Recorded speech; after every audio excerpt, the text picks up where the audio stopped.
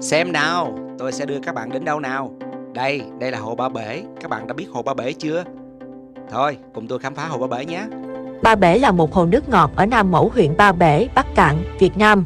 Nó là một trong 100 hồ nước ngọt lớn nhất thế giới và nằm trong vườn quốc gia Ba Bể. Nơi đây được công nhận là khu du lịch quốc gia Việt Nam. Hồ được hình thành từ cách đây hơn 200 triệu năm. Cuộc kiến tạo lục địa Đông Nam Á cuối kỷ Camry đã đưa một khối nước khổng lồ với diện tích bề mặt xấp xỉ 5 triệu mét vuông và chiều dài hơn 30 mét lên lưng chừng vùng núi đá vôi, tạo ra hồ Ba Bể.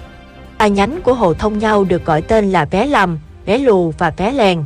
Giá trị lớn nhất của hồ Ba Bể là cảnh quan địa chất độc đáo, giá trị nổi bật về địa chất địa mạo và giá trị to lớn về đa dạng sinh học. Đây là hồ nước ngọt thiên nhiên lớn nhất Việt Nam. Năm 1995, hồ Ba Bể đã được Hội nghị Hồ nước ngọt Thế giới, tổ chức tại Mỹ, công nhận là một trong 20 hồ nước ngọt đặc biệt của thế giới cần được bảo vệ. Cuối năm 2004, vườn quốc gia Ba Bể được công nhận là vườn di sản ASEAN. Ngày 27 tháng 9 năm 2012, Thủ tướng Chính phủ đã ký quyết định số 1419 QĐ-TT xếp hạng danh lam thắng cảnh hồ Ba Bể là di tích quốc gia đặc biệt. Hồ ở độ cao khoảng 145 m so với mặt nước biển. Hồ có diện tích mặt nước là hơn 650 ha, chiều dài gần 8 km, có thác nút ở giữa. Hồ được bao bọc bởi những dãy núi đá vôi có nhiều hang động và những suối ngầm. Độ sâu trung bình 20 đến 25 m, lúc cạn nhất còn 5 đến 10 m. Nguồn nước chính được cung cấp từ 3 con sông chảy vào hồ. Nước trong hồ di chuyển với vận tốc khoảng 0,5 m. Vào mùa lũ, vận tốc tăng lên đến 2,5 đến 3 m trên giây. Đây là một hồ kiến tạo lớn nhất miền Bắc Việt Nam giữa vùng đá phiến và đá vôi. Có hai đảo nhỏ nổi lên giữa hồ là đảo An Mã, đảo giống như con ngựa đóng cương đang lội nước, và đảo Bà Quá. Từ ngày mồng 9 đến 11 tháng Giêng hàng năm, bên bờ hồ Ba Bể có hội lồng tồng, lễ xuống đồng của người dân tộc sống trong vùng. Hồ Ba Bể được công nhận là một trong 21 khu du lịch quốc gia Việt Nam. Ngày xưa ở vùng Bắc Kạn, mỗi năm dân làng Nam Mẫu đều có tổ chức lễ cúng Phật lớn, gọi là lễ Vô Giá. Dân chúng khắp miền quay về tụ tập rất đông. Một hôm, có một bà lão bệnh cùi đến làng để xin ăn.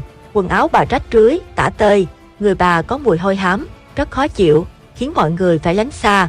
Bà lão cùi hủi này đến nhà nào xin ăn đều phì phào mấy tiếng đói lắm các ông các bà ơi, nhưng bà lão đi đến đâu cũng đều bị xua đuổi.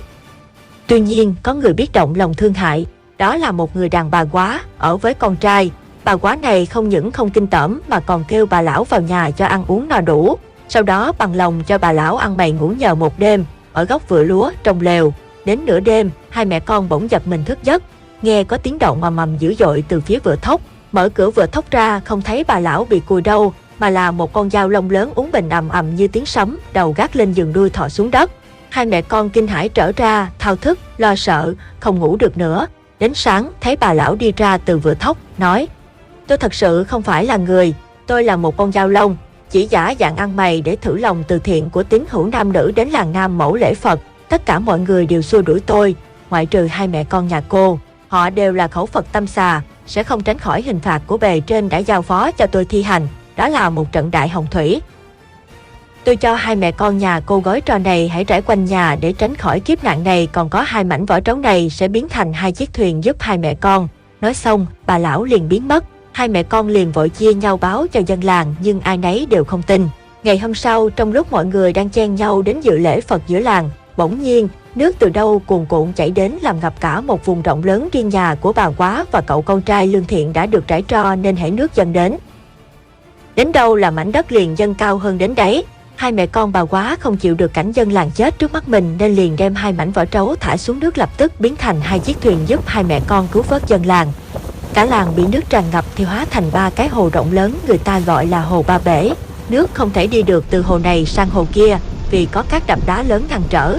Hồ Ba Bể rộng bát ngát, nước trong xanh như ngọc bích. Nước ở Hồ Ba Bể quanh năm xanh biếc.